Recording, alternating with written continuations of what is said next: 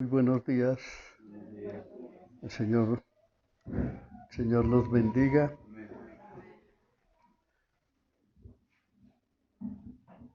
Qué hermoso es poder reunirnos para recibir el mensaje del Señor,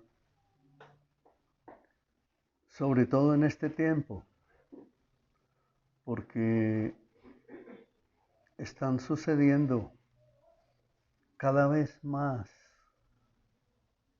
asuntos cósmicos a nivel de todo el universo, de toda la Tierra. Ataques contra los niños, familias destruidas.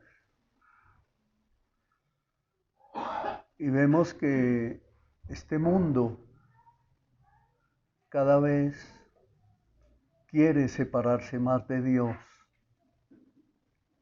Cada vez quiere rechazar más a Dios. Cada vez este mundo, y estoy hablando aún del mismo pueblo cristiano, muchos quieren decir, no quiero acercarme a Dios como Él quiere, sino que queremos acercarnos a Dios a nuestra manera. Y Él no quiere eso para nosotros, porque Él nos ama.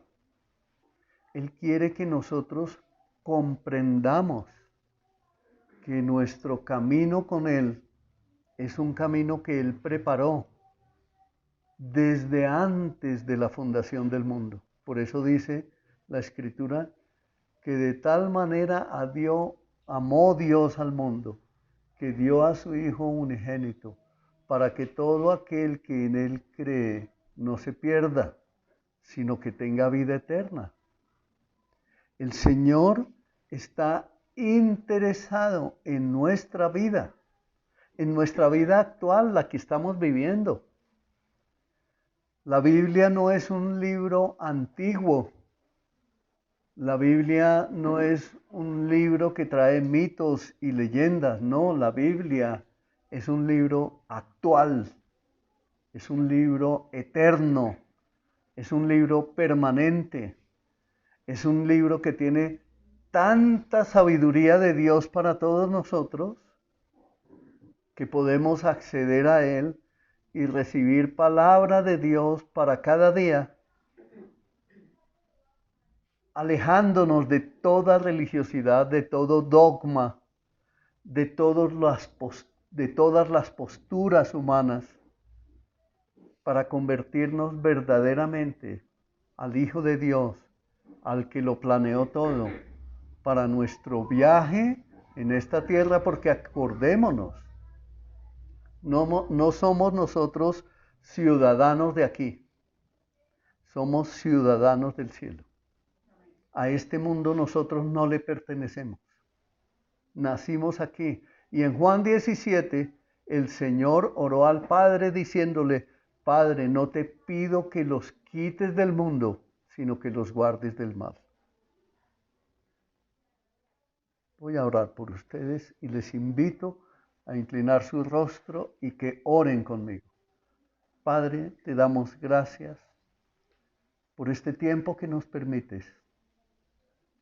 Te pedimos, Santísimo Señor, que tu palabra que hoy predicamos, que hoy estudiamos, en la que hoy meditamos, sea viva, sea eficaz, que el poder de tu Santo Espíritu sea ministrando cada corazón, cada vida, para que nuestras armas sean depuestas, para que nuestra rebeldía, para que nuestra oposición a ti sea quitada, Santo Señor.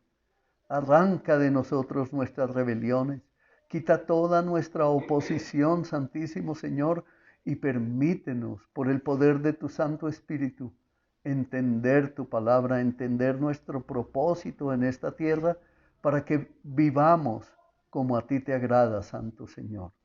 Es lo que te pedimos, a ti que eres el Dios vivo y verdadero, en el nombre de nuestro Señor Jesucristo. Amén. Bueno, estamos en la serie El Jesucristo bíblico y durante todo este tiempo del mes de septiembre y octubre que hemos venido hablando del Jesucristo que está escrito en la Biblia, hemos venido poco a poco conociendo, alimentándonos un poco más de ese Jesucristo que tiene un propósito eterno para nosotros. Y hoy el Señor quiere que profundicemos un poco más, y el título de este sermón se llama El sufrimiento de Jesucristo. Y nos vamos a apoyar en la lectura bíblica de Isaías 53, versos 1 al 12, y yo voy a estar leyendo en la versión Nueva Traducción Viviente. Dice así la palabra del Señor. Isaías, repito, capítulo 53, versos 1 al 12. ¿Quién ha creído nuestro mensaje? ¿A quién ha revelado el Señor su brazo poderoso?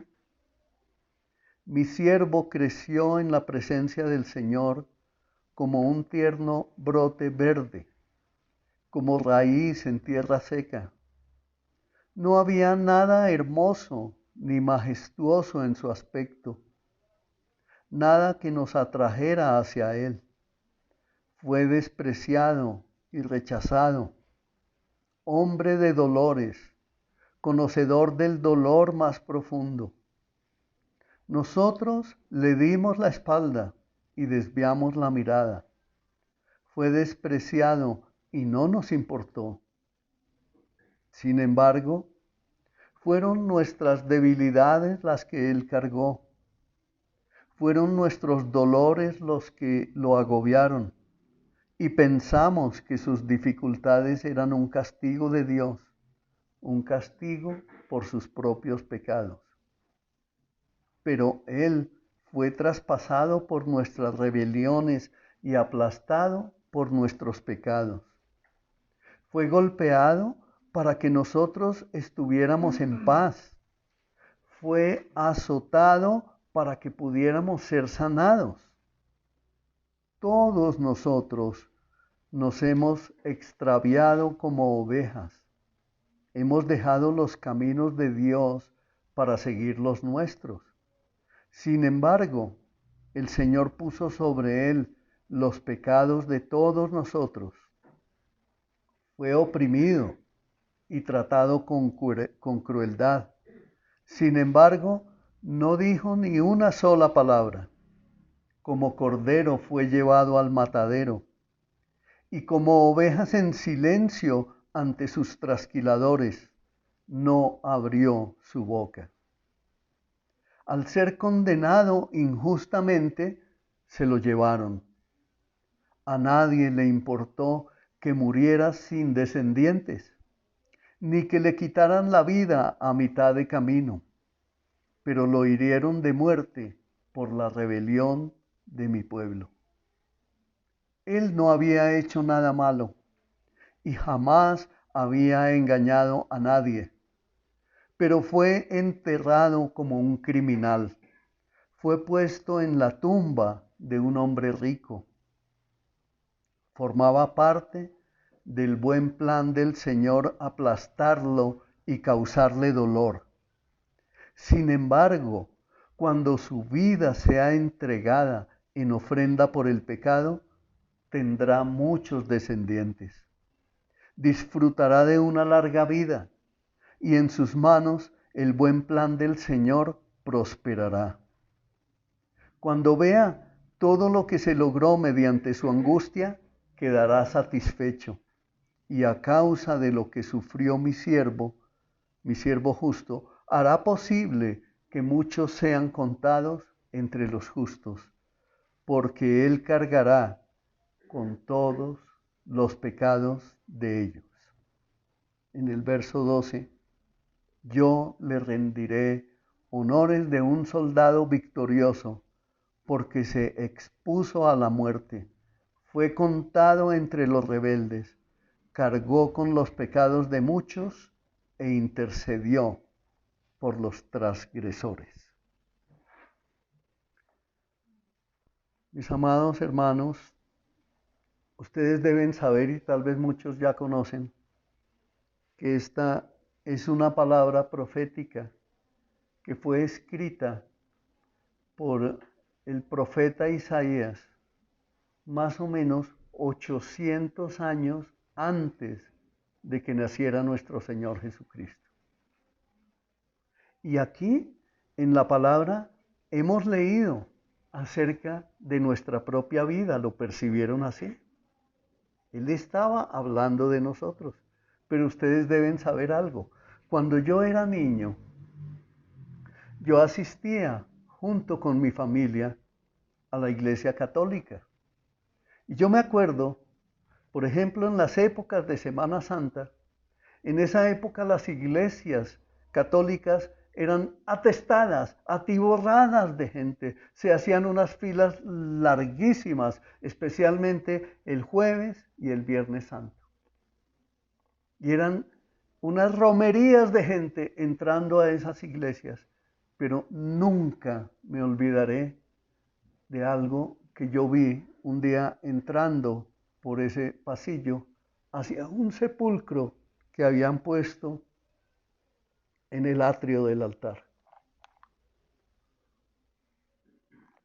Yo le pregunté a mi mamá, ¿y por qué hay un ataúd ahí? ¿Por qué hay un cajón de muerto ahí? Y era una urna de vidrio en la cual habían puesto una estatua de Jesús y la habían cubierto con una sábana, y yo fui y la levanté y miré. Y dije, pero lo que hay ahí es una estatua. Y mi mamá me dijo, fue que mataron a Jesús. Y volteé a mirar la cruz, y la cruz la habían bajado. La cruz no estaba ahí.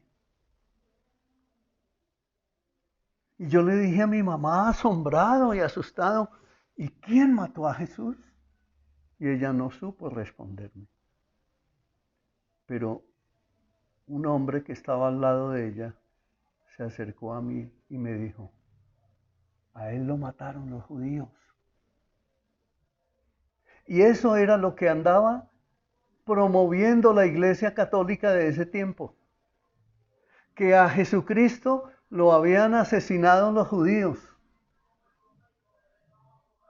Y desde ese tiempo, y mucho tiempo atrás, se promovía el antisemitismo, el odio hacia el pueblo judío.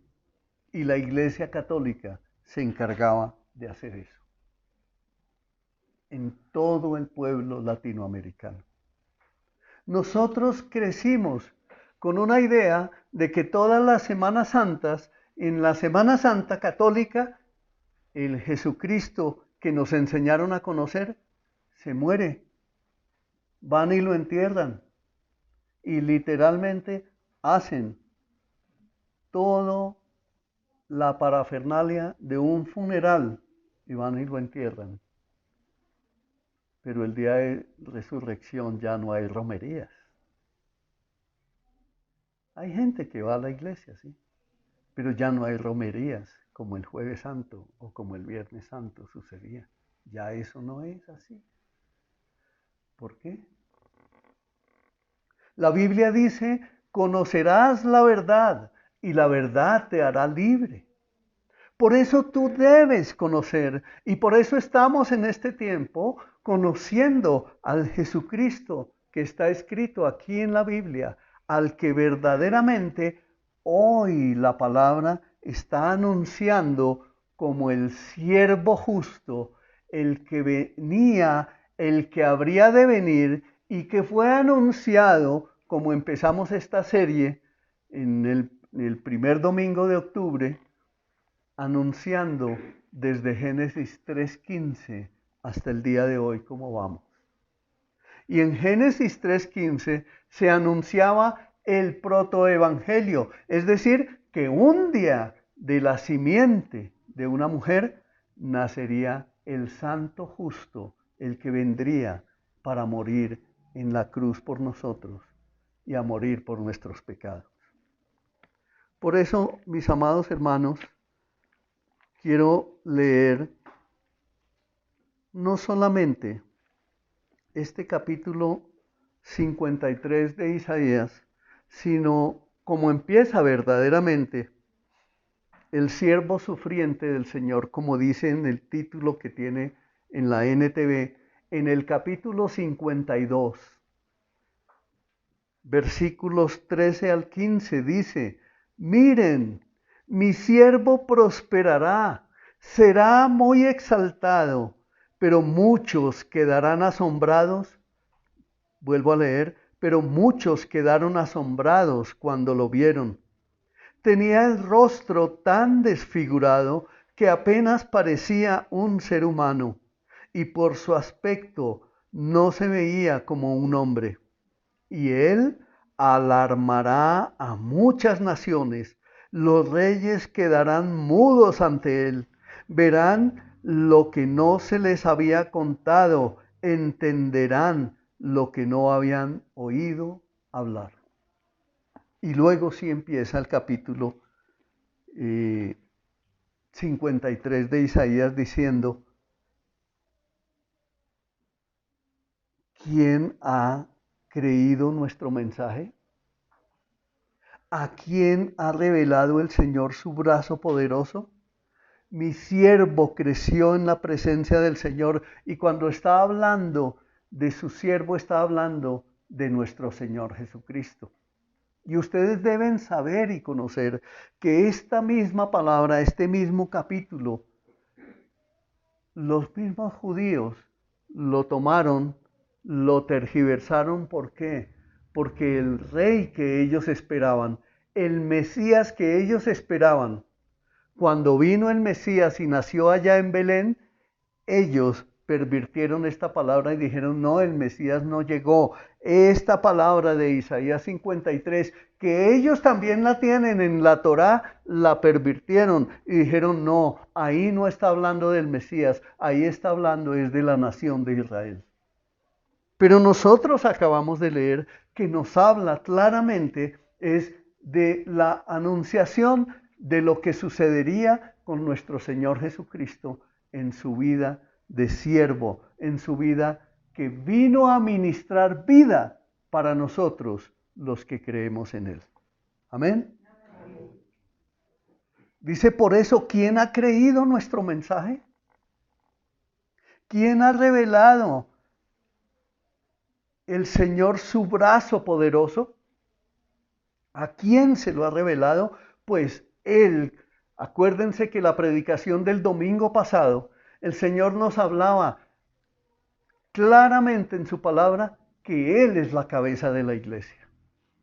Y como cabeza de la iglesia le revela, aquí lo encontramos como respuesta, le revela su brazo poderoso a la iglesia como cabeza de ella.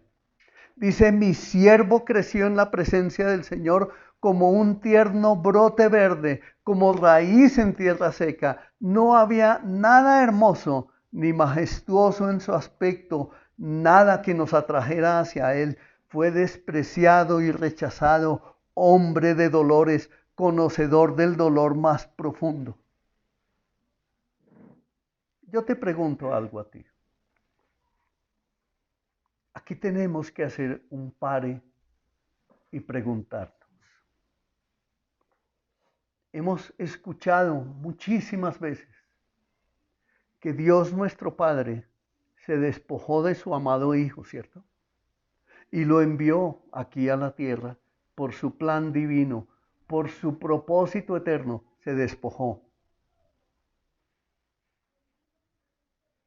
Aquí veo mamás, una mamá, dos mamás. ¿Tú tienes hijos? Tienes otra mamita, allá está Claudita, otra mamá, y está Blanquita. Yo les pregunto, primero a ustedes le voy a preguntar a los hombres también.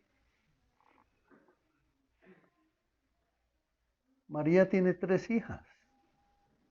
Claudia, ¿cuántos hijos tienes tú? 7 hijos. ¿A cuál amas más? María. Rodolfo, ¿tienes hijos? ¿A cuál amas más?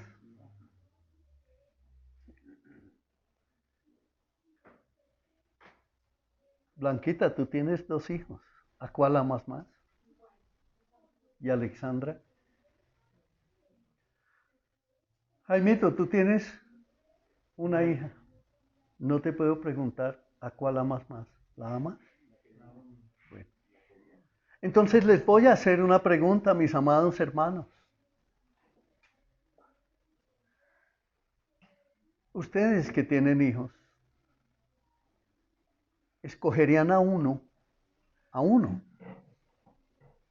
para entregarlo en sacrificio, para salvarme a mí. ¿Lo entregarían?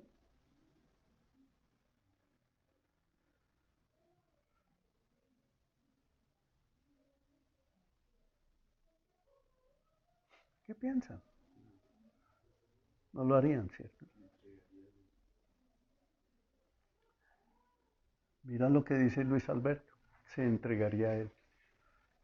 Pero aun si Luis Alberto se pusiera para darme salvación a mí, no lo lograría. ¿Por qué? Porque la sangre que viene de él, la esencia que viene de él, la naturaleza que viene de él, es una naturaleza caída, es una naturaleza de pecado, tal como la que tenemos todos nosotros los que estamos aquí, hombres y mujeres, que aunque fuéramos capaces, aunque hubiera uno capaz de entregar su vida por otro, no lograría la salvación de ninguno, de ni uno solo. Aunque usted pusiera su vida por un propio hijo suyo, no lograría la salvación de él. No lo lograría. Por eso es tan importante que nosotros comprendamos que ese tierno brote verde, es decir, nuestro Señor Jesucristo, cuando fue enviado por el Padre, Él venía de ser despojado de su naturaleza divina, de su grandiosa majestad, de su grandiosa omnisciencia, de su omnisciencia, de su poderoso trono, que no nos alcanzamos a imaginar cuán grande es, cuán divino es, cuán portentoso es. No lo alcanzamos a comprender, pero Él vino y se hizo varón de dolores. Él vino y sufrió y fue conocedor del más profundo dolor. Ni uno solo de nosotros ha pasado ni podrá pasar por ese proceso. Fue despreciado y fue rechazado. Nosotros debemos entender que cada uno de nosotros, que fue no solamente el pueblo de Israel quien le dio la espalda, sino que a través de la historia, el sacrificio de nuestro Señor Jesucristo en la divinidad de Él, que trasciende el tiempo y que trasciende el espacio, entonces hoy nosotros como seres humanos también nos alcanza la victoria de su sacrificio, porque Él lo estableció así. ¿Y lo estableció para quién? Para su iglesia, porque Él es la cabeza de la iglesia. Y por eso debemos entender que efectivamente nosotros le dimos la espalda y nosotros cada uno desviamos la mirada y lo despreciamos, y fuera de eso no nos importó. Y no queríamos nada con Él. Solo queríamos de Él. Y por eso yo, por ejemplo, decía a mi esposa cuando ella iba a la iglesia y yo era un pagano, impío e inconverso, yo le decía a mi esposa, vaya, rece por mí. Porque yo no entendía esto. Hoy lo entiendo y por eso ahora estoy aquí, porque el velo me fue quitado, porque el Señor que murió por mí, el que se hizo hombre, el que vino y se humanó de una virgen, como predicábamos hace 15 días, el que se despojó de su divinidad y se hizo hombre, se entregó para recibir el castigo más enorme, para recibir los dolores más profundos, para recibir la ira total del Padre. ¿Alguno de nosotros lo podría haber resistido? No.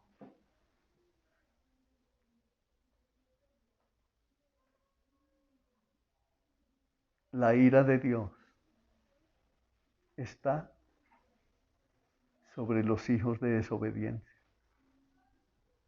La ira de Dios está sobre los que no aman y no obedecen los mandamientos del Señor. Nosotros debemos reconocer ese hecho, que siendo Dios, que siendo divino, que siendo todopoderoso, que siendo eterno, se haya convertido, como dice la Escritura, en algo menos que un gusano para venir a ser hombre de naturaleza como la nuestra, para poder expiar nuestros pecados. Y mire lo que dice ahí en el verso 4, dice, sin embargo, fueron nuestras debilidades las que Él cargó, fueron nuestros dolores los que lo agobiaron, y pensamos que sus dificultades eran un castigo de Dios. Es decir, nosotros, cada uno de nosotros, debe reconocer que Él vino para cargar todas nuestras debilidades. Y cuando nosotros nos miramos en nuestra vida, cuando vemos la historia real que estamos viviendo de nuestra vida y vemos que no hemos podido triunfar, que no hemos podido tener éxito, que no hemos podido tener la felicidad que los términos de este mundo nos muestran, es cuando nos sentimos en el fracaso más rotundo de la vida. ¿Por qué? Porque no somos de aquí. No somos de aquí. ¿Entendemos eso, mis hermanos? Te voy a poner un ejemplo. Tú puedes llegar a tener muchos recursos materiales. Cualquier persona aquí, Dios podría hacerla multimillonaria en dólares o en euros. Si Él quisiera, Él lo puede hacer. Pero ¿sabes qué? Eso no te podría dar ninguna felicidad. Porque si eres un hijo de Dios, la naturaleza tuya no es de este mundo. Y como no es de este mundo, entonces nada en este mundo te podrá saciar. Ni las diversiones, ni los licores, ni las fiestas, ni las rumbas, ni los bienes materiales, ni los depósitos en los bancos, ni la importancia, ni el éxito profesional, nada en absoluto en esta tierra podría llegar a saciar a un hijo de Dios. Y por eso es que sentimos esa insatisfacción que nos hace vernos, y entonces mi vida, ¿para qué? Ahí es cuando empezamos nosotros a preguntarnos, como un día yo me preguntaba por allá en las montañas del departamento de Nariño, ¿y yo qué hago aquí? Ahora entendemos qué hacemos aquí. Ahora podemos comprender que estamos aquí por un propósito eterno, que estamos aquí por un propósito divino, que estamos aquí porque Dios nos apartó para Él, porque Dios nos eligió, nos escogió, nos predestinó y nos dio la salvación para que viniéramos a formar parte de su pueblo. Y por eso es que sentimos esa insatisfacción de los bienes, de las cosas de esta tierra, que por más que las busquemos, cuando las obtengamos, nada nos van a producir. ¿Cuántos anhelaban, por ejemplo, tener un vehículo nuevo? Y el día que lo tienen, ya simplemente es un medio de transporte o un medio para obtener un ingreso. pero eso te hizo feliz. Tal vez te dio felicidad el día que lo estrenaste. O como el sueño de la finca, ¿no? En tierra cálida. Muchos tienen ese sueño de tener la finca allá en Melgar o en Anapoima o en no sé dónde. Pero los que ya han pasado por ese proceso, ya la han tenido y saben que fueron felices únicamente cuando los hijos estaban pequeños y después al año o a los 2 años ya los hijos no quieren volver por allá. Dicen los que saben que el mejor negocio de la finca no es cuando se compra, sino cuando se vende. Esa es la alegría más maravillosa. Cuando se vende. ¿Por qué? Porque llega el momento en que solo se convierte en una carga, donde hay que meterle mantenimiento, donde hay que estar pendiente. Ay, mire yo en lo que me metí. Porque nada en este mundo nos produce felicidad. Por eso nos dice allá en el verso 6, y hasta ahí vamos a llegar el día de hoy. Creo que la semana entrante vamos a seguir ahondando en este capítulo que tiene tanta riqueza. Dice, todos nosotros nos hemos extraviado como ovejas, hemos dejado los caminos de Dios para seguir los nuestros. Sin embargo, el Señor puso sobre él los pecados de todos nosotros. Todos nosotros. Ahí dice la Escritura que fuimos todos nosotros los que nos hemos extraviado como ovejas. No dice que fueron unos pocos, dice todos. Y ese todos nos incluye a los cristianos de esa época, a los judíos, a todos los seres humanos que habían nacido en esa época e incluye a toda la humanidad de hoy, incluso a los que van a nacer en los próximos 100 años, los incluye a todos.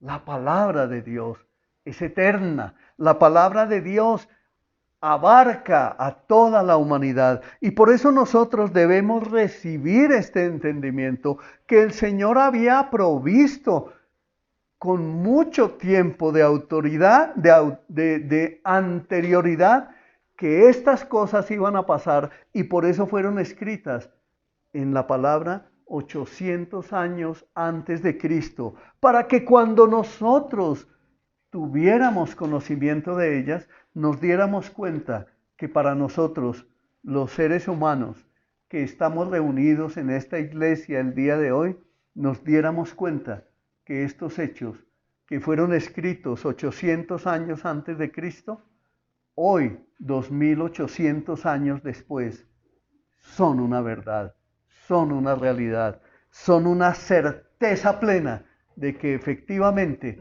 el Mesías anunciado, como predicábamos el domingo pasado, vino, se hizo hombre para cumplir el propósito del Padre en cada uno de nosotros. No podemos entonces menospreciar la palabra de Dios. Menos podemos despreciar a la iglesia de nuestro Señor Jesucristo.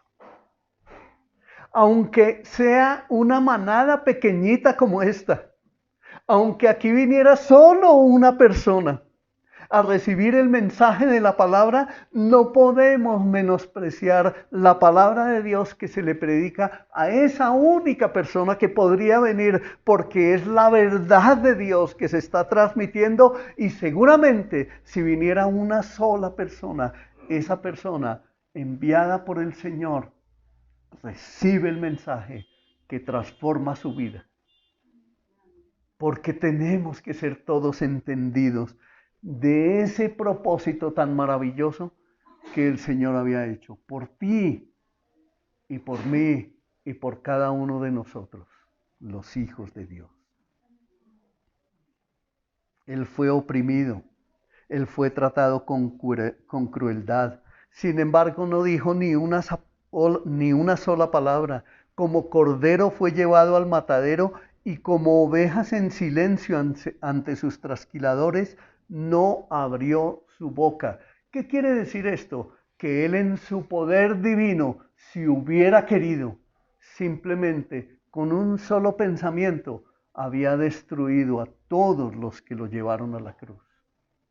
Ese es el entendimiento que nosotros debemos entender, que el divino, el poderoso Dios, Él mismo se despojó por nosotros. Piensa en ti, por favor, piensa en ti por un momento, que Él fue y descendió a los infiernos para quitarle las llaves al que tenía tu nombre escrito allá para llevarte un día. Él descendió a los infiernos y despojó al diablo de las llaves y le quitó la autoridad para que interviniera sobre nosotros. Y por eso tú estás hoy aquí sentado. Porque el diablo ya no tiene autoridad sobre ti. Porque Cristo venció en la cruz del Calvario.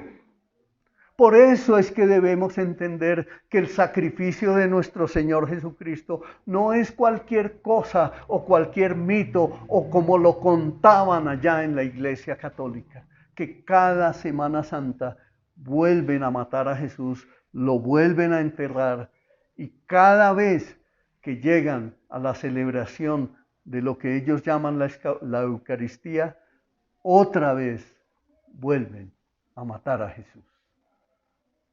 Y nosotros somos hijos del victorioso, del que resucitó al tercer día, del que se sentó a la diestra del Padre. A Él le pertenecemos y esa naturaleza divina es la que ahora habita en todo nuestro ser.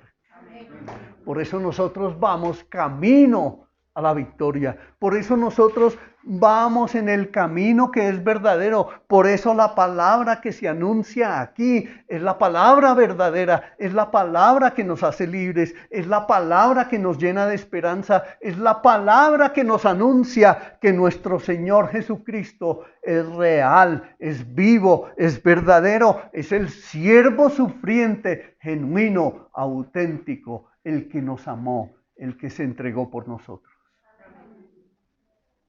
No hay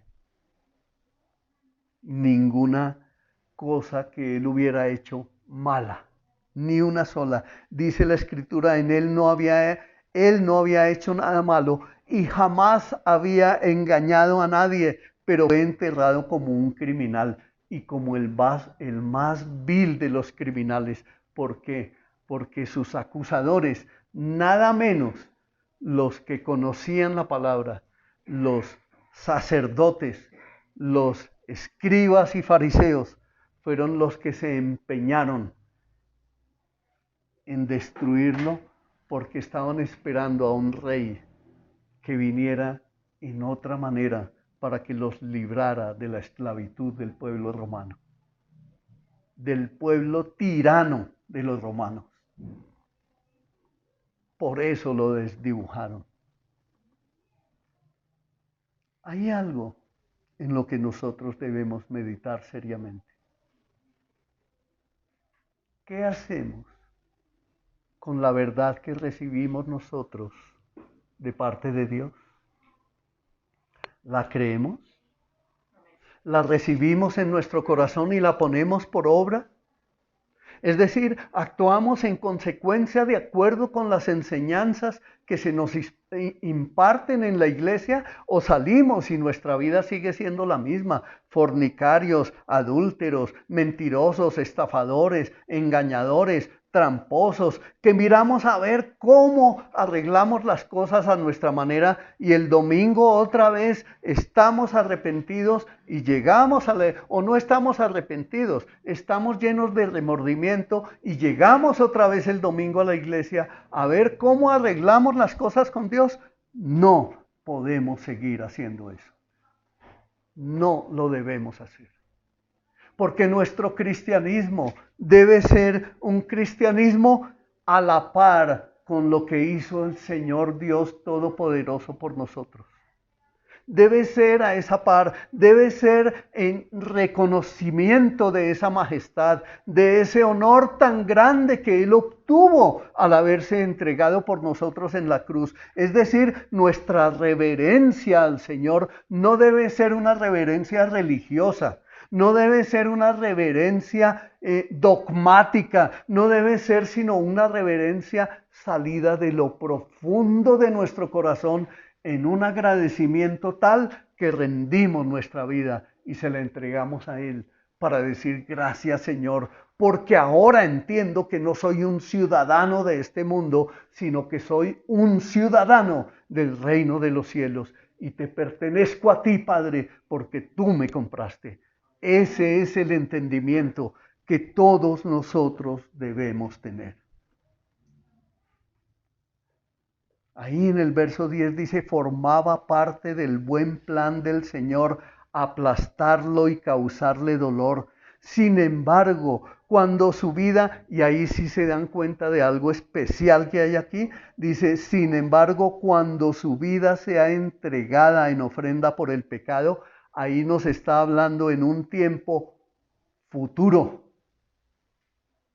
Cuando su vida sea entregada en ofrenda por el pecado. Eso ya sucedió en nosotros. Acuérdense que aquí está hablando 800 años antes de Cristo, pero llegó el momento en que el Mesías vino en los años del tiempo del advenimiento y hoy han pasado 2000 años después de eso. Por lo tanto, para nosotros, dice, cuando su vida sea entregada en ofrenda por el pecado, Él ya se entregó. Y dice, tendrá muchos descendientes. Y esos descendientes están aquí. Amén.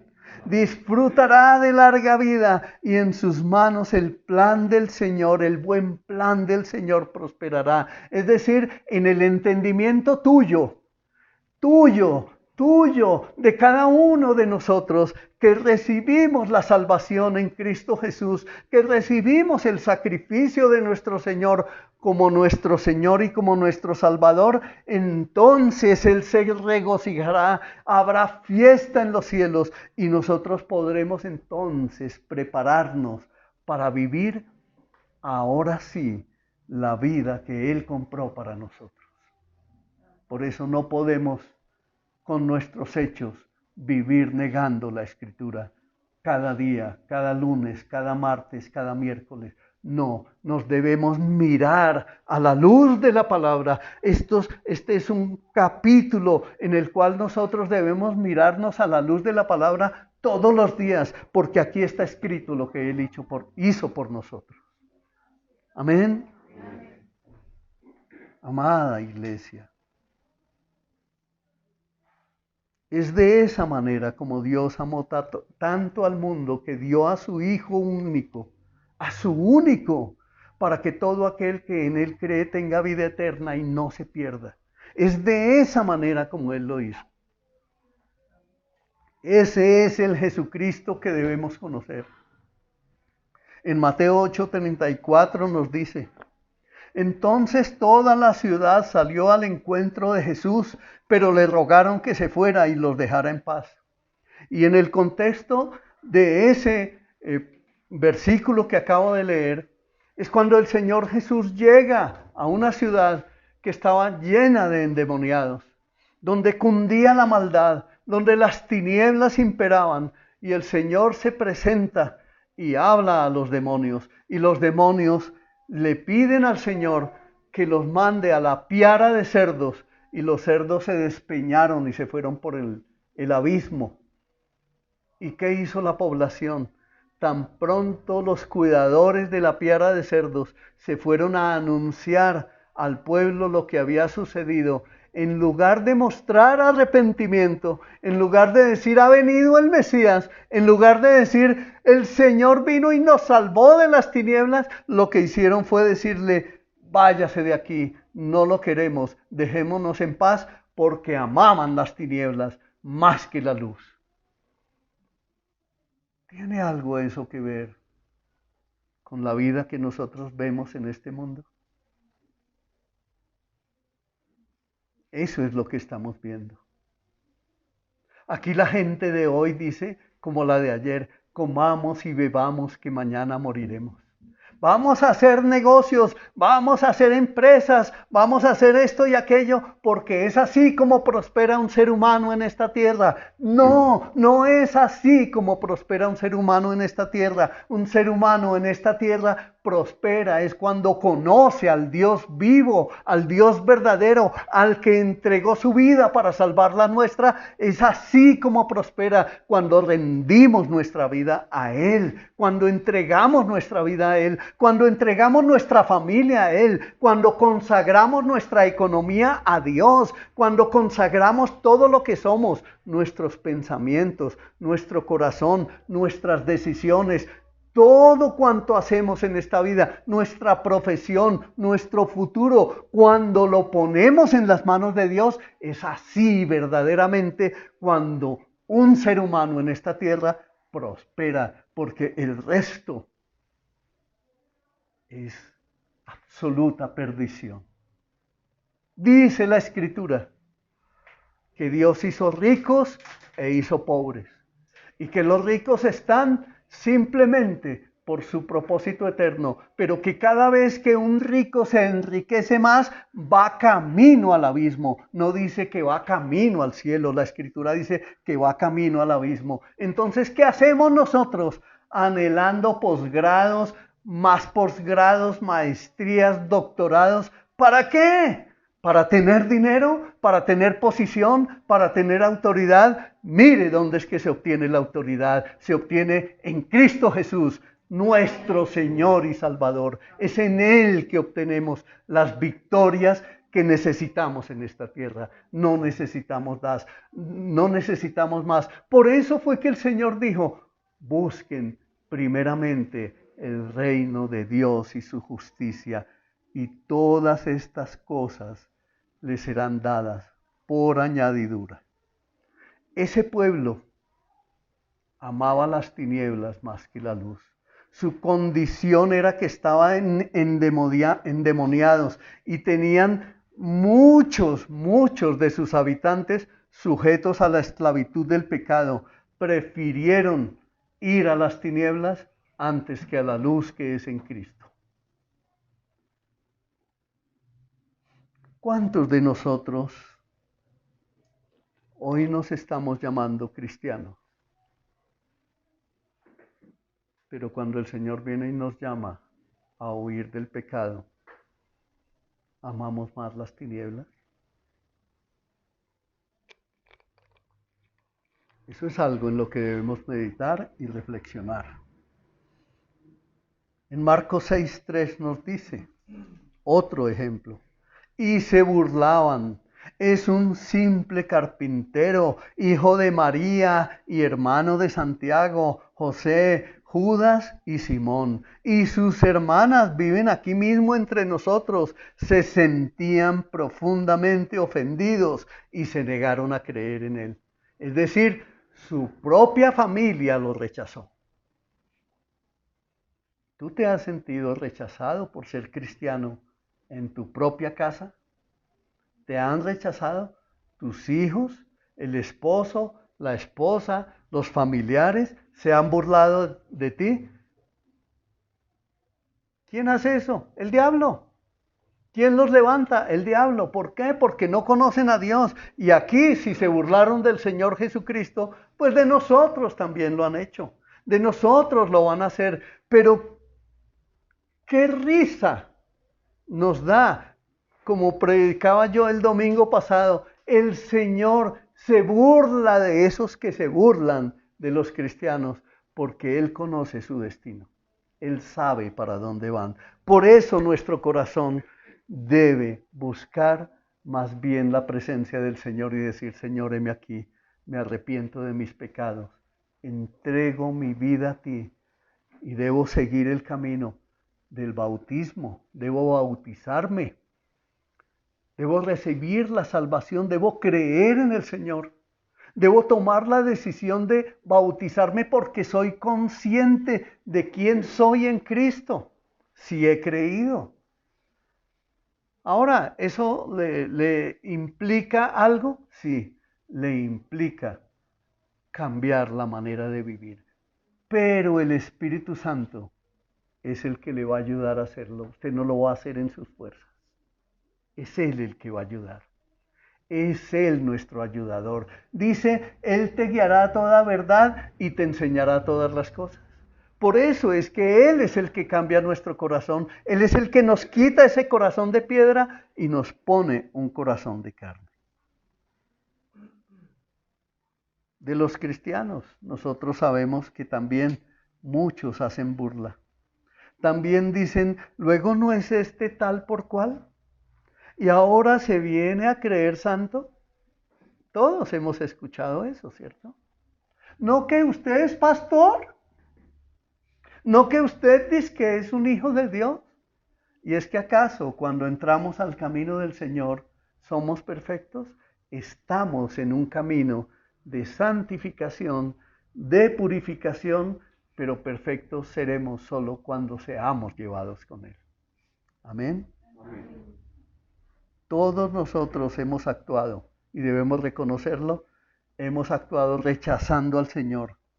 Pero ha llegado el tiempo de cambiar nuestra manera de pensar, porque ahora el Señor mismo nos está dando la claridad de su propósito en su sacrificio.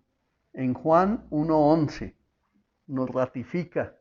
Primero se mencionó, ¿cierto?, que los escribas, los fariseos fueron los que lo acusaron, lo sentenciaron y se unieron con el pueblo para maquinar su asesinato y lo mataron. Pero aquí leímos que luego fue su familia la que se le opuso, ¿cierto? Pero entendemos que nosotros también nos oponemos al Señor. Y cuando no conocemos del Señor, somos los peores opositores. Y aquí en Juan 1:11 nos dice, vino a los de su propio pueblo y hasta ellos, ¿qué? Lo rechazaron. Muchos creyentes con sus actitudes hacia Dios, el Dios vivo y verdadero, rechazan las enseñanzas y en sus círculos cerrados comentan, no, ¿qué va? Resulta que ahora Dios quiere que todo en mi vida sea para la gloria de Dios, pues está totalmente equivocado. Yo solo le voy a entregar a Dios esto y aquello, pero no todo. Todos nosotros hemos hecho eso, pero ha llegado el tiempo del genuino arrepentimiento. Ha llegado el tiempo de que cambiemos esa manera de pensar, de que nosotros no podemos andar por ahí caminando por las calles o en nuestros hogares diciendo, no, es que yo soy cristiano. Un cristiano rinde su vida en sumisión al Señor, al que le dio la vida, al que le dio aliento de vida, al que entregó su vida, al que sufrió el sufrimiento más espantoso para darnos salvación y vida eterna, para asegurar nuestro futuro. Y mire lo que el Señor nos dice en Juan 12:48. Pero todos los que me rechazan a mí y rechazan mi mensaje, serán juzgados el día del juicio por la verdad que yo he hablado. Todos nosotros aquí somos responsables. Así leamos o no leamos la palabra, así creamos o no creamos, todos los que están aquí conmigo hoy escuchando este mensaje, todos somos responsables delante del Señor de haber recibido el mensaje de su palabra y de nosotros depende si creemos o no. Pero el que salva es Cristo. Amén. Entonces tenemos esperanza porque Él es el que nos convence. Aquí la palabra simplemente se predica, pero el que convence los corazones es el Señor, porque Él es el que nos amó primero. Él es el que entregó su vida por nosotros y por eso es que en su plan de redención Él estableció las condiciones perfectas para que nos vaya bien en esta vida y nos evitemos multitud de problemas aquí. Pero cada vez debemos tener el principal y mayor entendimiento de que fue Él el que nos hizo suyos. Debemos ser entendidos entonces que somos ciudadanos del cielo, que no somos de aquí, que somos eternos y que como tal debemos buscar primero el reino de Dios y su justicia al cual pertenecemos. Nosotros no vamos a buscar nuestros derechos en Rusia, ¿cierto? ¿Por qué? Porque los ejercemos es aquí en Colombia, porque somos colombianos. Asimismo, como somos ciudadanos del reino de los cielos, entonces debemos buscar, escudriñar, obtener sabiduría, revelación, entendimiento de quiénes somos verdaderamente en Cristo, porque somos ciudadanos del reino de los cielos. Amén. Miren esto. Hace muchos años, en uno de mis viajes de trabajo, yo conocí en Santa Rosa de Cabal las aguas termales y las cascadas tan hermosas de Santa Rosa de Cabal.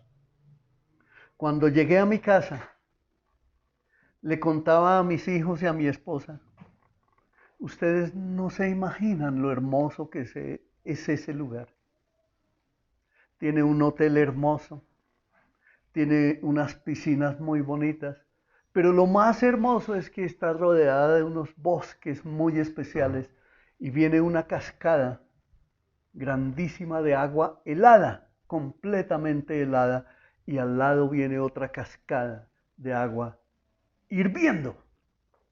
Y esas aguas caen a esas piscinas y es meterse allá en ese paisaje, en ese lugar. Ese es un paseo al cual tengo que llevarlos. Y me acuerdo que mis hijos me decían, ¿y cuándo será? Y yo les decía, pidámosle a Dios que un día podamos ir. Apenas hace unos 3 o 4 años tal vez pudimos ir. Y me acuerdo, no sé si fue César Marino o Juan Manuel, que cuando llegamos allá dijeron, papá, lo que nos habías descrito de este lugar no es ni sombra de lo que es. Así es nuestro Señor Jesucristo, mis hermanos. Es como una gran obra de arte que está siendo pintada todos los días, donde la salvación, donde la redención es una pincelada de amor de Dios, donde la gloria de Dios se manifiesta dándonos sabiduría, entendimiento, pero esa obra de nuestra vida, el Señor la está pintando a pinceladas pequeñas, donde Él ya nos anunció que lo que vamos a recibir de la gloria de Dios, no nos lo alcanzamos a imaginar en esta tierra. Por eso debemos aprender a apreciarnos a nosotros mismos. Por eso debemos aprender a ir al espejo y quitarnos la máscara de la personalidad absurda que el enemigo ha querido venir a construir en nosotros, haciéndonos creer que somos feos, que somos incapaces, que no tenemos derechos o que nuestros derechos han sido pervertidos. El ser humano jamás estará por encima de Dios. Debes tú ir y quitarte la máscara de esa falsa personalidad que Dios te dio y ser consciente de que ahora, si has creído, eres un verdadero hijo de Dios. Amén. Amén. ¿Crees esto? Pregunto nuevamente, ¿crees esto? Fácil, hermanos. Si no le creemos al Señor, un día estaremos en el juicio delante de Él y en ese momento ya no tendremos excusa. En Segunda de Crónicas, el capítulo 36, verso 16 nos dice, sin embargo, el pueblo se mofaba de estos mensajeros de Dios y despreciaba sus palabras. Se burlaron con desprecio de los profetas hasta que el enojo del Señor no pudo ser contenido y ya no se podía hacer nada. ¿Por qué menciono este pasaje? Porque la Escritura también nos dice en el Nuevo Testamento que ni uno solo se puede burlar del Señor. Nuestra vida cristiana no la podemos vivir a nuestra manera. La vida cristiana la podemos vivir es con la ayuda de Dios, con el poder del Espíritu Santo que nos ayuda y entendamos que Dios es un Dios personal. Él es un Dios que está pendiente de ti. Está pendiente de tus pensamientos, de tus necesidades, de tus insuficiencias, de tus incapacidades. Él fue el que te diseñó en el vientre de tu madre. Él fue el que te dio aliento de vida. Él fue el que te creó y te hizo tan hermoso o tan hermosa como tú eres. Por eso debemos vernos en el espejo y darle gracias al Señor y decir: Padre, gloria a tu nombre, por la forma de vida que me has creado, por haberme diseñado como me diseñaste, para poder yo comprender que te pertenezco. Porque es que no somos hijos de cualquier multimillonario en esta tierra. Somos hijos de alguien más grande, del que creó el universo, del que habló y todo fue hecho, por quien fueron hechas todas las cosas, lo que existe en los cielos, en la tierra, en el universo. Ese eres tú como hijo de Dios, porque Él te da y te concede todos los privilegios que diseñó para derramarlos en su iglesia.